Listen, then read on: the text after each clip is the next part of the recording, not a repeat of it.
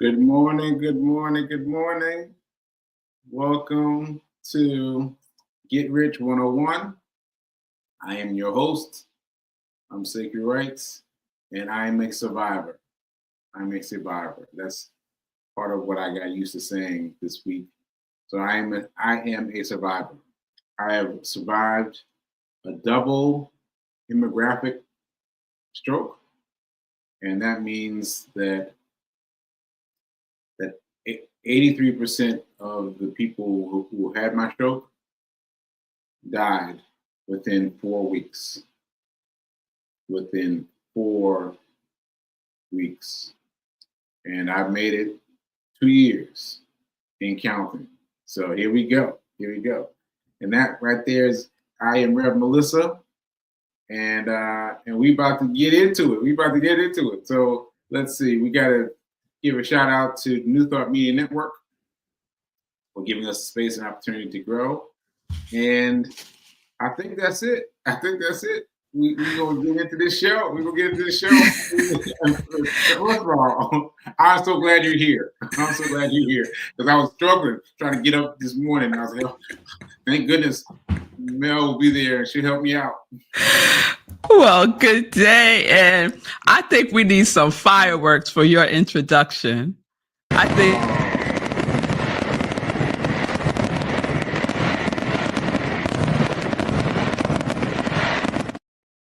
survived a stroke where the majority of the people died within 4 months. You know what? See, you invited me to speak to it. Fee has been calling me her hemorrhagic stroke person. And she's been introducing me this way. And it took me a long time. I just assumed this is another way of saying, some kind of stroke. But it took me the longest time before I Googled it and looked it up myself. Yeah. And I looked at it and I said, I had to kept closing the computer. Computer, open it again, close the computer. And so folks, in case you missed what I said, a single hemorrhagic stroke person has an 83% chance of dying within 4 weeks. 83% 4 chance. weeks. Wow. And I had a double. So really, for me, it's 8.5%. Really, like if you really want to get down to it, I mean, I survived on 8% chance. That's incredible. That is incredible. Yeah.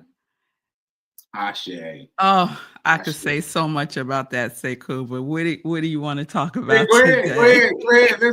Let's go. Because it really rocked me because this is like a weekend.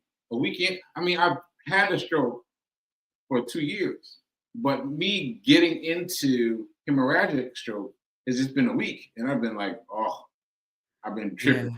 So go ahead, man. What comes to my mind is not too long, maybe 6 months or so, not even that long after you had the stroke, you would say, and I don't know if you recall saying this, but you would talk about how you prepare for your future self. And so there were all these things that you were doing before you had the stroke, like writing Hack Your Pain, like stopping drinking, like really getting serious about your spiritual practice and your relationship with the Most High, like walking, running, jumping rope, every single day. Every single day you were doing something physical before you had the stroke. See, some people don't know.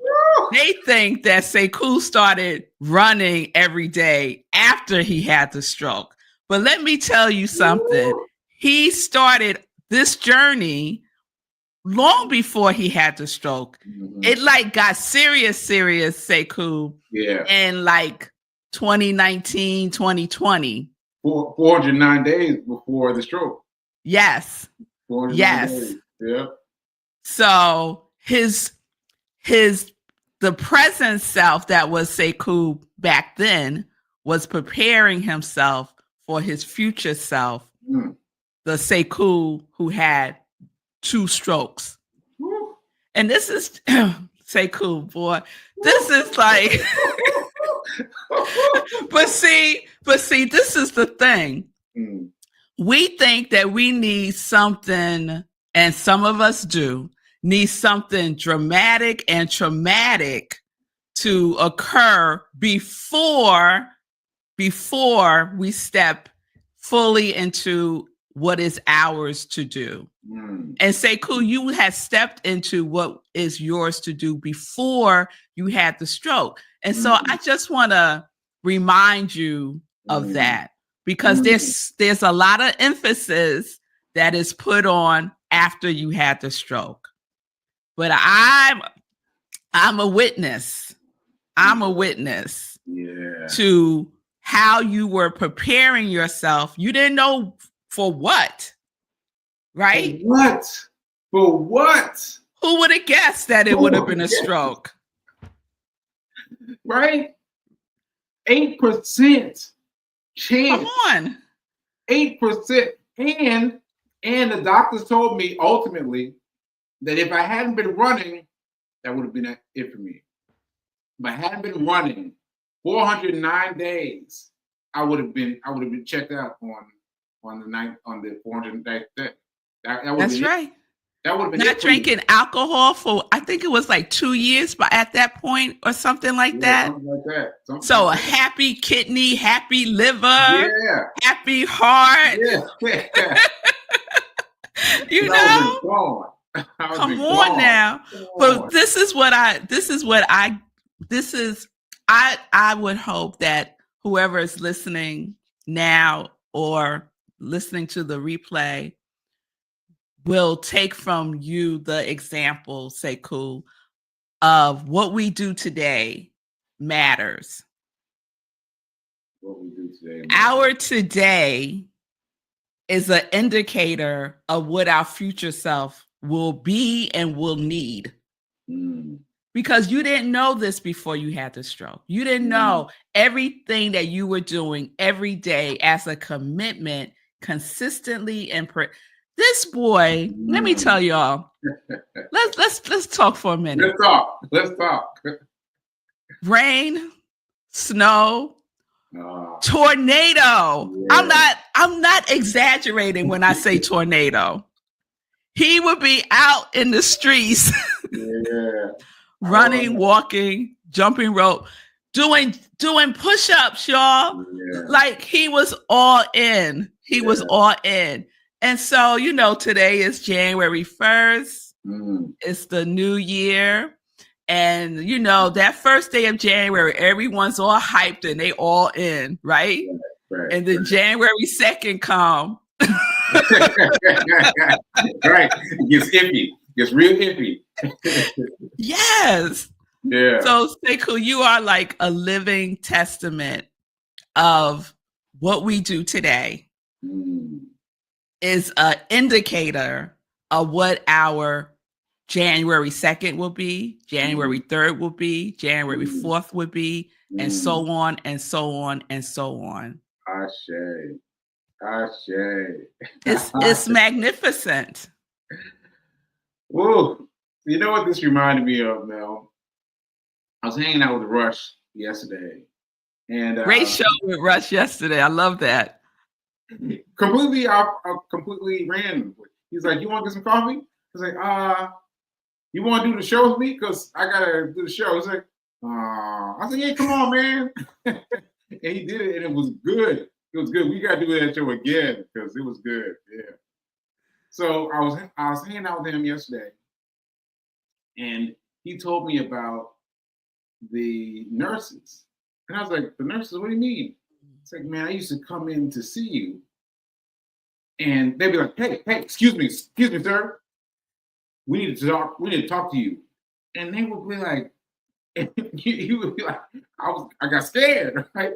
You know, they would call him over, and they were talking about my insistence.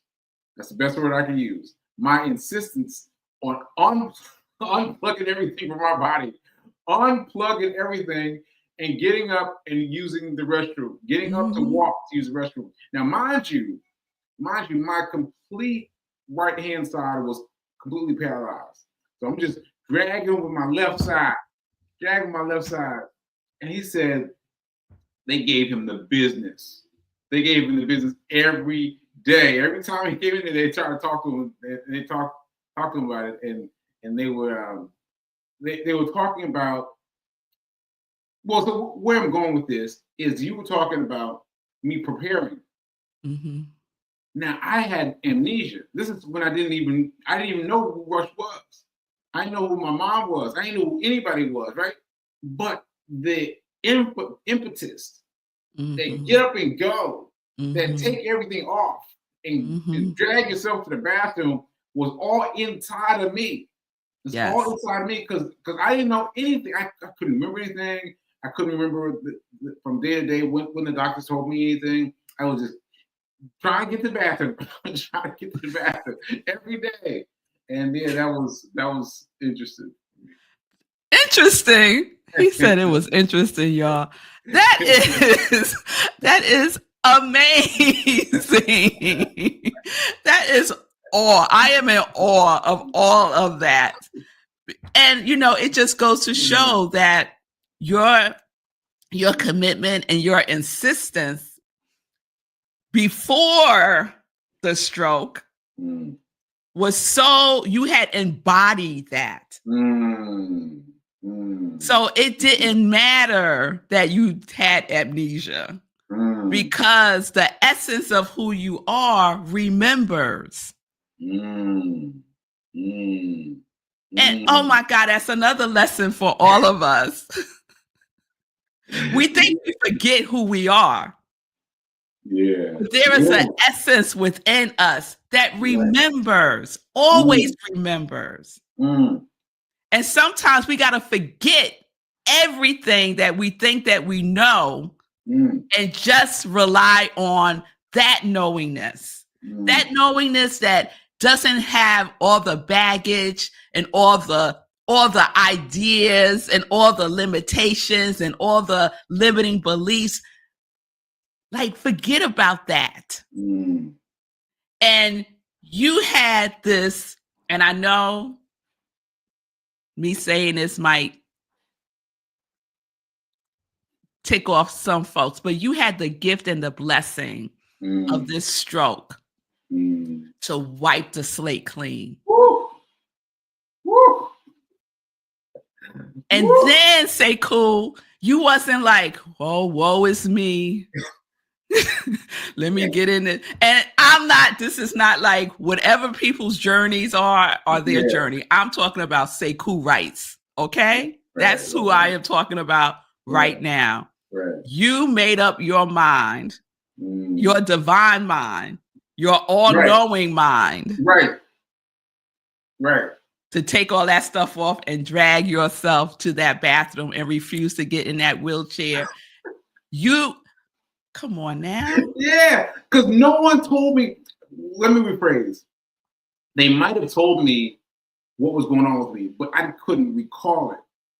So I did not know anything. So every day I'm waking up and still doesn't work. I think I'm gonna go to the bathroom. I think I'm gonna go, and this was after I discovered the wires and everything was set up for me not to have to move. I was like, nah, I think I'm gonna go anyway. And I had to wait until the coast was clear. I had to wait until all the nurses were gone. I had to go fast. Yes. And so you're speaking to me. You're speaking to me because I mean the essence of who I was had been so ingrained in me that I was willing to fight for this that I didn't know. That even with under the heat of amnesia, I could still focus on something I had to do. And so Rush was saying that the nurses were saying, look, you got to get him to stop. You got to get him inside. And Ralph was saying, well, it sounds like he's a miracle. And Yes. Like, what? He's like, yeah. It sounds like to me he's a miracle because he's doing all these things that he's not supposed to be doing. And they're like, no, but he needs to not be doing that. It's like, yeah, I think we got a miracle. I was like, wow. Wow. Shout out to Rush. Shout out to Rush. Right?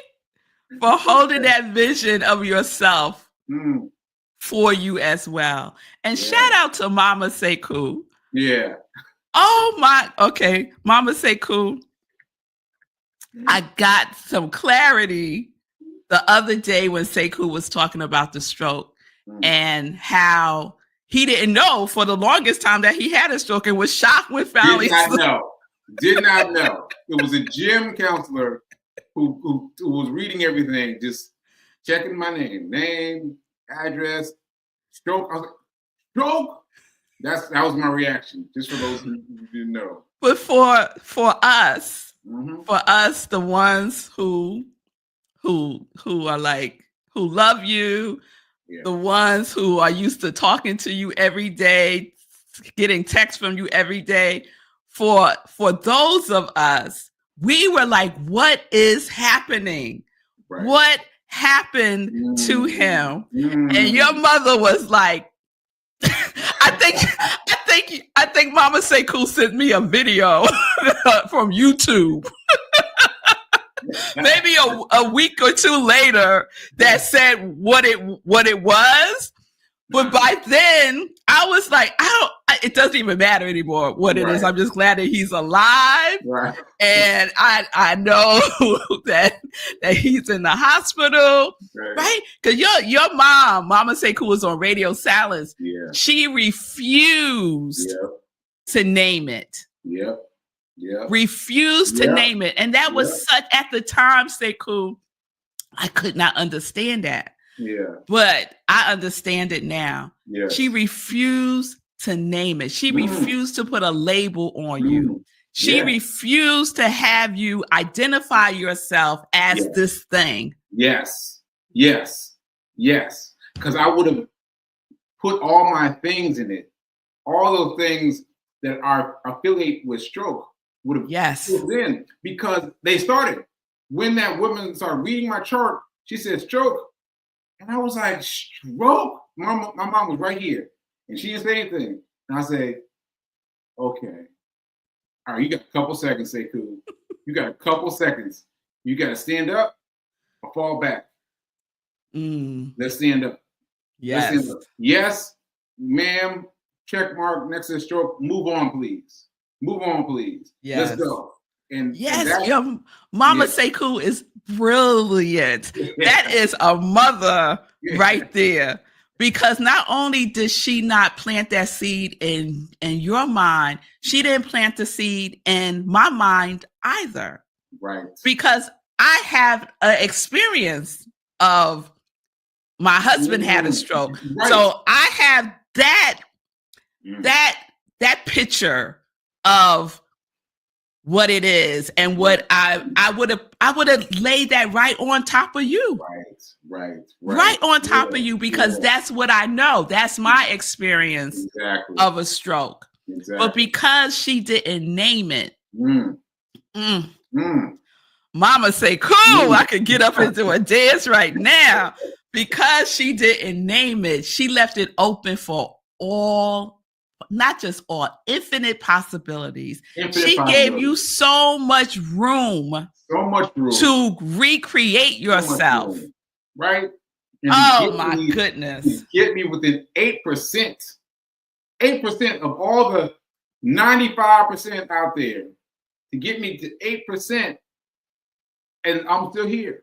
And we're just talking about survival. We're just talking about survival. With all the different things wrong with them, but survival as a fully formed human being, like, that's incredible. And I'm giggling because so Sekou had the stroke July 14th, 2022. Marco and the girls and I went to Martha's Vineyard. In August, we go every year in August towards the end of the month. of August, and Sekou's father, Papa George, has the Morrison Golf Classic, the family golf classic. Yeah. And Sekou didn't go. Yeah. Because he was recovering very much from the stroke, right? Yeah. And so since we were out there, I went to represent him, right? Which is hilarious because just about everyone that was there was his family, right? Okay. But I'm going to represent him, right? So I go. It was on Cape Cod. And I was shocked because so many people, Sekou's family, were asking me what happened. Wow. And I was like, what? Wow. What happened? And I was like, well, if they don't know, I'm not telling them.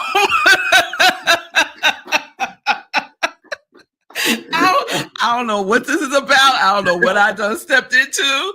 But if they don't know, I'm not telling them. So right. I would just say he's doing great. He's recovering. Send him love and light. And then I would change the subject. That's hilarious. As soon as they found out who I was, they were like, "Oh, you're Sekou's, one of Sekou's best friends." I said, "Yes." Well, how is he doing? What happened? They wanted the whole story. I was like, "He's great. He's great. He's great." Wow. And Mama Janet was right there with me. She said, "Yeah, he's doing good. He's doing good. He's doing good." Oh yes. Wow. So it was deep. Like your mother's spell, because I'm going to call it a spell. Your mother's spell was rooted for something to blossom within you without any limitations. That's a mother's love right there, y'all. That is a mother's love.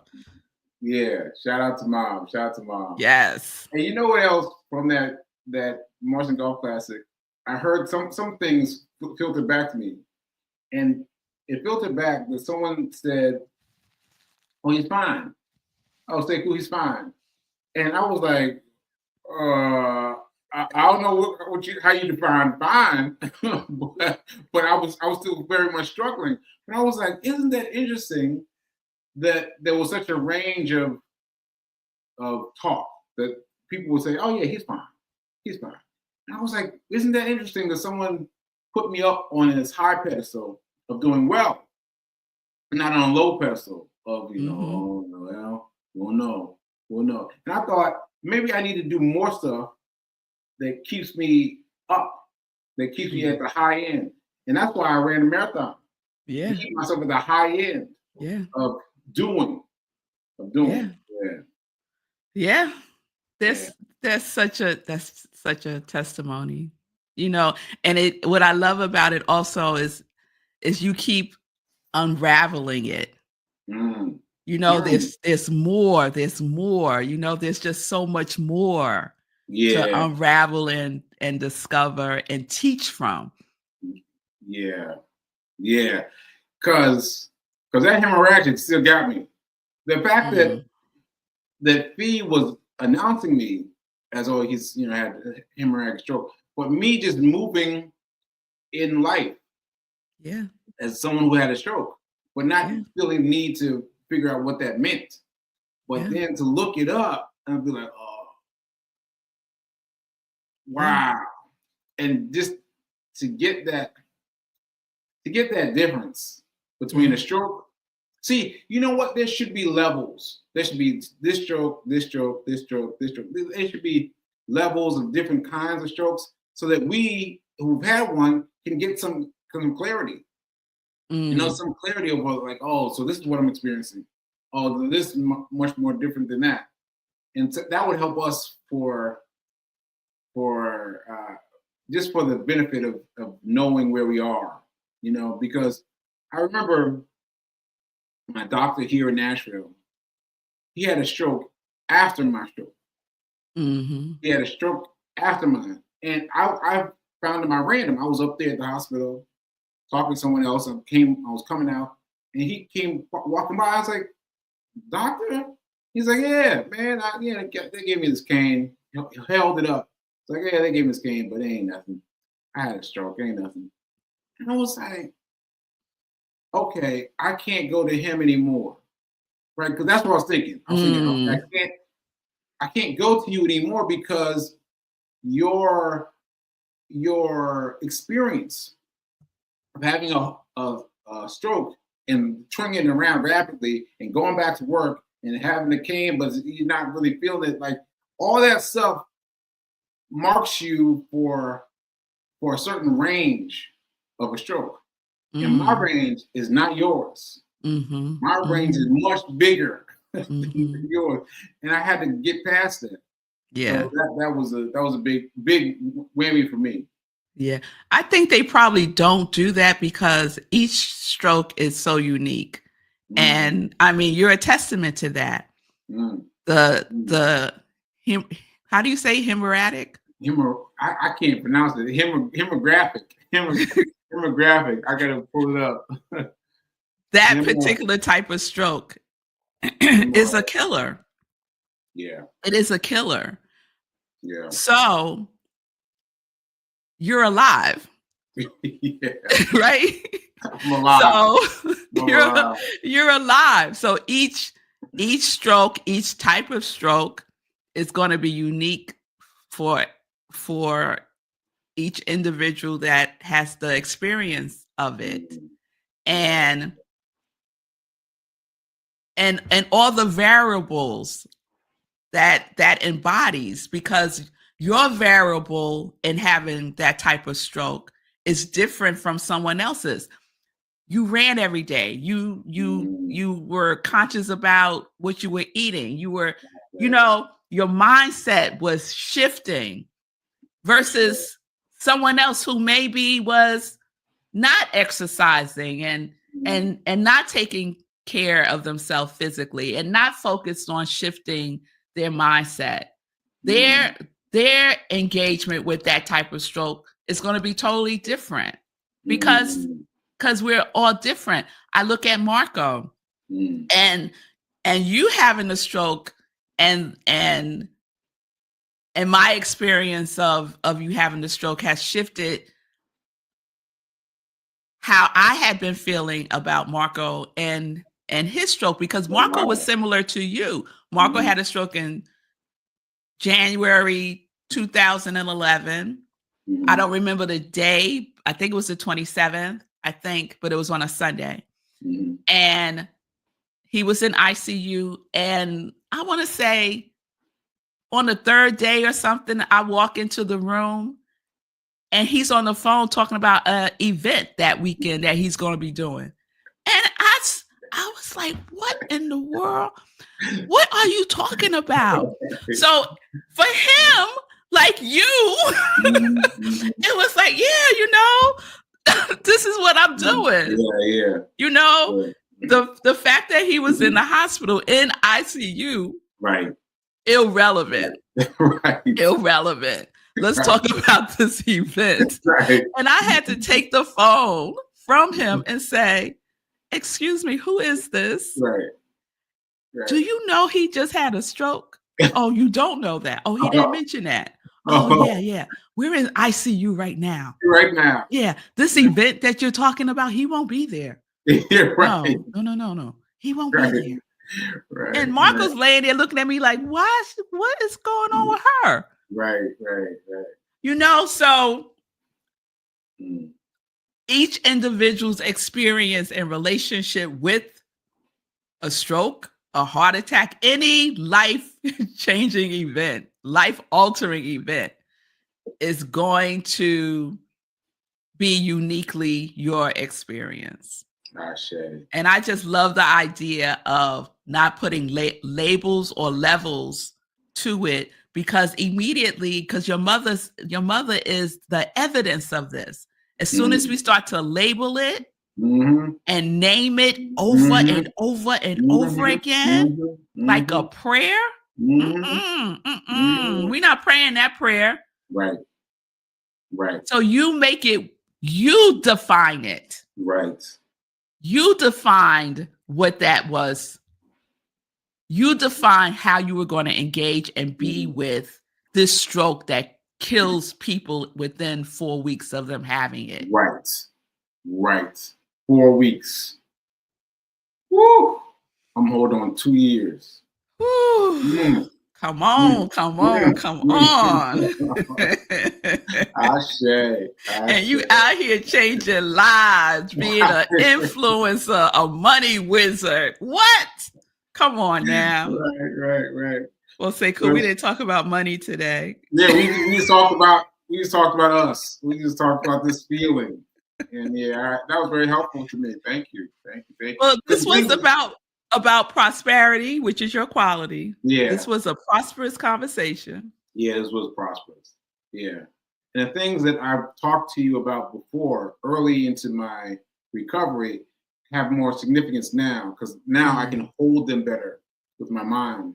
And so, it's helpful to have these conversations again. Yes. Ashe. Happy New Year. Joyful New Year. Yeah. So we'll have you come back and talk about money next time. Okay. All right, folks. We'll talk to you later.